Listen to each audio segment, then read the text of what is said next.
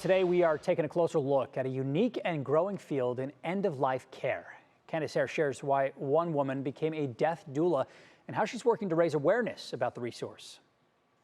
The Cleveland-based Kacie Gikonyo spent over a decade as a registered nurse. I've seen hundreds of people die. She believes many of those deaths could have been better with more support, not only for the dying, but also for their loved ones. That's why she became a death doula. Usually most people have heard of a birthing doula. A birthing doula helps somebody to safely and comfortably labor into this world. A death doula does the same thing, only on the opposite end of life. And so a death doula comes into the picture to provide emotional support, spiritual support, logistical support, practical support, and really just help manage the situation and remove as much stress as possible.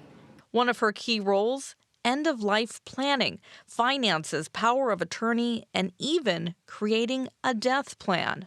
So you've heard of a woman making a birth plan. You know, who do you want to be in the room? Lights on, lights off, music playing, any smells around. Same exact thing for a death plan. Gikonyo's passion for changing the narrative around death has led her to speak out on social media.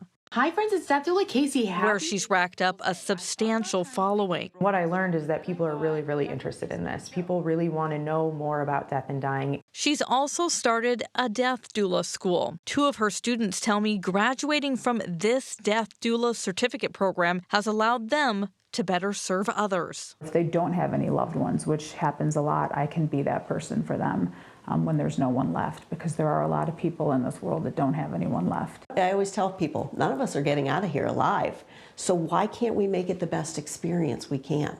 Once you take the fear away, it's a beautiful process. For many, planning for the end is just as important as planning for the beginning.